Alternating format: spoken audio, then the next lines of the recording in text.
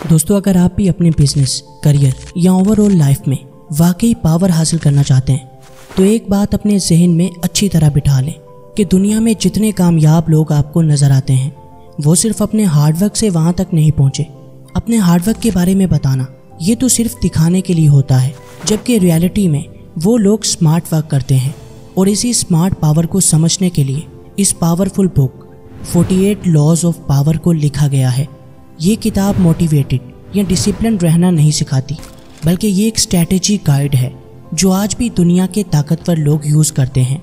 आज की वीडियो में हम इस किताब के पहले 16 उसूलों को डिकोड करेंगे और बिना वीडियो को लंबा किए बहुत ही सिंपल और इफ़ेक्टिव वे में आप वो सच्चाइयाँ जान पाएंगे जो हमें कभी स्कूल या कॉलेज में नहीं बताई जाती। ये उसूल बाज़ाहिर मैनिपुलेटिव और डिसेप्टिव लग सकते हैं, लेकिन हकीकत यही है कि आज की दुनिया में लोग यही लॉस फॉलो करते हैं जो उन्हें और ज़्यादा पावरफुल बनाते हैं।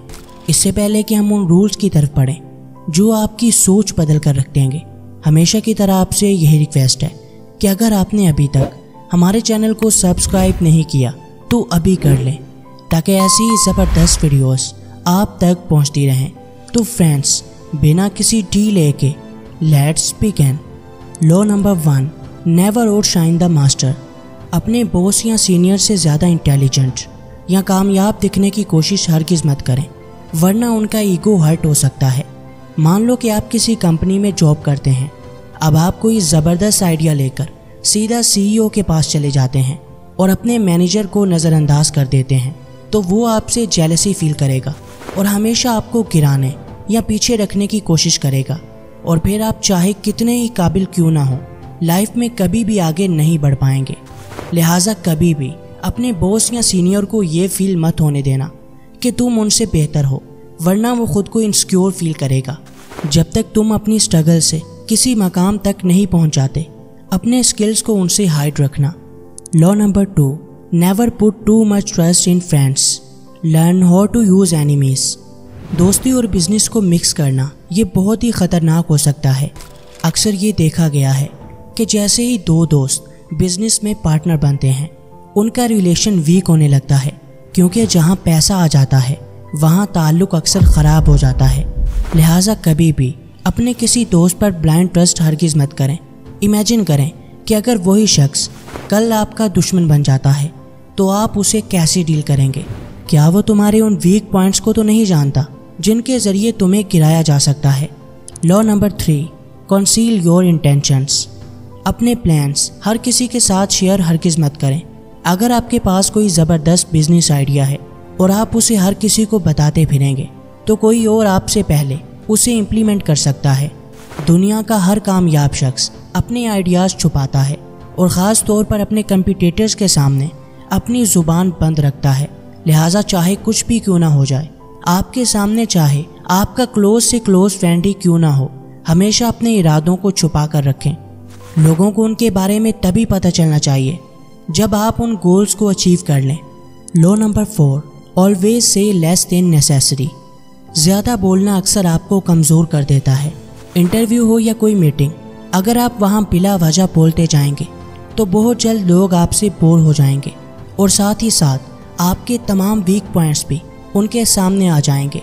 लिहाजा जितनी ज़रूरत है उतना नहीं, बल्कि उससे भी कम बोलो। इससे ना सिर्फ आपको एक अथॉरिटी मिलेगी, बल्कि आप लोगों के लिए एक मिस्ट्री बन जाओगे जिसमें हर कोई इंटरेस्ट लेने लगेगा। Law number 5, so much depends on reputation, guard it with your life. आपकी सबसे बड़ी ताकत आपकी रेपुटेशन है और इस हवाले से सिर्फ एक छोटी सी गलती आपके पूरे करियर को तबाह कर सकती है। ये एक ऐसी दौलत है जिसे दोबारा कमाना तकरीबन नामुमकिन होता है। लिहाजा अपनी रेपुटेशन की हिफाजत अपनी जान से भी बढ़कर करें। याद रखना कि इसे बनाने में सदियां लगती हैं, लेकिन खोने में एक सेकंड नहीं लगता। लिहाजा कभी कुछ ऐसा हरगिज़ मत करना जो तुम्हारी रेपुटेशन को बर्बाद कर दे। Law number 6, court attention at all cost. अगर लोग आपको देख ही नहीं रहे तो वो आपसे कुछ कैसे ख़रीदेंगे या वो आपकी सर्विस क्यों लेना चाहेंगे? लिहाजा अपने आप को विजिबल बनाएं। आपके स्किल्स जब तक छुपे रहेंगे, दुनिया उनकी तारीफ़ कभी नहीं करेगी, क्योंकि यहाँ एक सादा सा उसूल है, जो दिखता है वही तो बिकता है। लिहाजा अगर आपको अपना एक ब्रांड बनाना है, अपने बिजनेस को नेक्स्ट लेवल पर लेकर जाना है या अपनी एक मुनफरिद पहचान बनानी है, तो आपको ज़्यादा से ज़्यादा टाइम विजिबल रहना होगा। जितना ज़्यादा आप लोगों को नज़र आएंगे उतना ही उनका इंटरेस्ट आप में बढ़ने लगेगा। ये रूल ज़्यादातर बिजनेस और मार्केटिंग में काम करता है। Law number 7, get others to do the work for you but always take the credit. अपनी टीम से काम लेना लेकिन सारा क्रेडिट अपने पास रखना, ये पावर गेन करने की एक स्मार्ट ट्रिक है, लेकिन ये काम वही कर सकता है जिसमें लीडरशिप क्वालिटीज़ होती हैं। क्रेडिट लेने का ये मतलब हरगिज़ नहीं कि आप दूसरों का हक मारें, बल्कि इसका मतलब ये है कि आपका दिमाग और आपकी टीम के स्किल्स यूज़ हों और फिर दुनिया आपको आपकी लीडरशिप क्वालिटीज़ की वजह से जानने लगे। दुनिया के तमाम बड़े बिजनेस ऐसे ही वर्क करते हैं जिनके पीछे मास्टरमाइंड एक ही पर्सन होता है, लेकिन काम करने वाले हज़ारों लोग होते हैं। लिहाजा स्किल्ड लोगों को अपने साथ मिलाएं और अपनी लीडरशिप क्वालिटीज़ से दुनिया में अपनी एक पहचान बनाएं। Law number 8, make other people come to you, use bait if necessary. अगर आप दूसरों के पीछे भाग रहे हैं तो असल पावर उनके पास है। लिहाजा आपको अपनी वैल्यू इतनी स्ट्रॉन्ग बनानी है कि लोग खुद आपके पास आएं, और ऐसा आप तभी कर पाएंगे जब आपका फोकस एक्शन पर होगा, जब आप सिर्फ बोलने पर नहीं बल्कि करके दिखाने पर फोकस करेंगे। हमेशा याद रखना कि एक काबिल बंदे की सबसे बड़ी दलील उसकी बातें नहीं बल्कि उसका काम होता है, जिसकी बदौलत दुनिया उसे पहचान पाती है। लिहाजा अपने काम के साथ फुली कमिटेड होकर उसे पूरे फोकस के साथ करो और वक्त पर उसे ख़त्म करना सीखो। और यही चीज़ हमें इस बुक का अगला लॉ सिखाता है। Law number 9, win through your actions never through argument. बहस में जीतने से बेहतर है कि आप अपने एक्शन से बात करें। जब आप किसी को ज़बरदस्ती कायल करने की कोशिश करते हैं तो अक्सर उसका ईगो हर्ट हो जाता है, लेकिन अगर आप अपनी परफॉर्मेंस या रिजल्ट से साबित करेंगे तो लोग नेचुरली आपकी काबिलियत को मानने लगेंगे। जो लोग आपसे ये कहते हैं कि तुम नहीं कर सकते, उनसे उलझने की बजाय उन्हें वो सब करके दिखाओ जो वो तुमसे उम्मीद भी नहीं कर सकते। अपनी ज़ुबान की बजाय अपने एक्शन से जवाब देना आपको एक मैच्योर और वैल्यूएबल पर्सन दिखाता है। Law 10, avoid the unhappy and unlucky.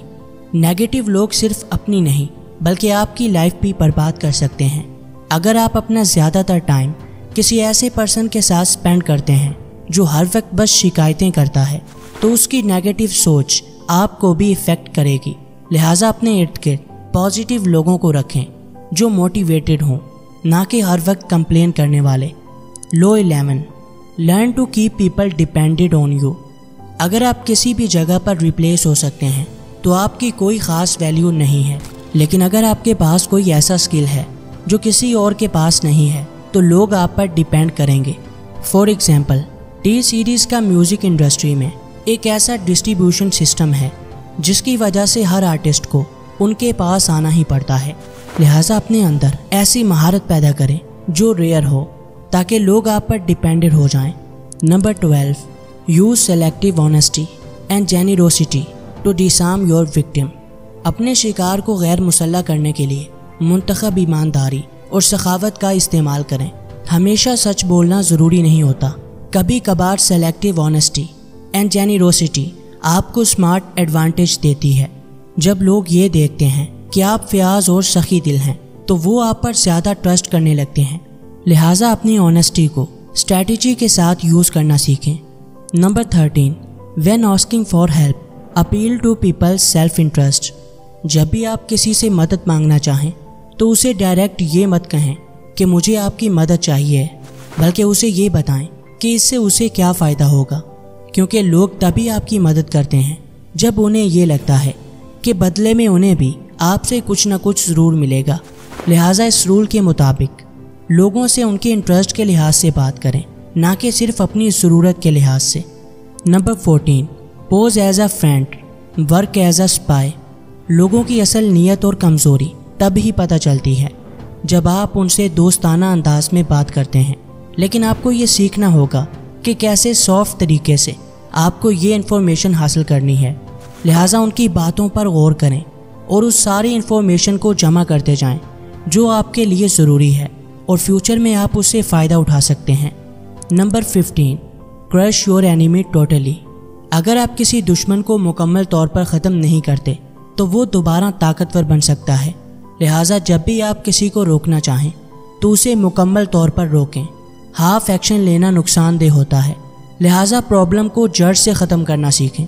अगर कोई आपके खिलाफ झूठा प्रोपेगेंडा करता है तो उसकी बेस तक जाएं और फिर खुद को सही साबित करें। Number 16, use absence to increase respect and honour. हमेशा अवेलेबल होना आपकी वैल्यू कम कर देता है। अगर आप कभी कभार डिसअपीयर हो जाएंगे या खुद को कम एक्सेसिबल बना देंगे तो लोग आपको ज़्यादा याद करेंगे और उनकी नज़रों में आपकी एक वैल्यू होगी, जबकि हर वक्त अवेलेबल रहने वालों को कोई अहमियत नहीं देता। थोड़ा सा मिस्टीरियस बनना फ़ायदेमंद होता है। लिहाजा अगर आपको अपनी वैल्यू बढ़ानी है तो हर वक्त क्राउड में रहना छोड़ दो। कमेंट सेक्शन में ये ज़रूर बताना कि आज की वीडियो आपको कैसी लगी और इस किताब के बाकी रूल्स जानने के लिए पार्ट 2 भी लिखते जाना। मिलते हैं किसी नई वीडियो में, तब तक के लिए अल्लाह हाफिज़।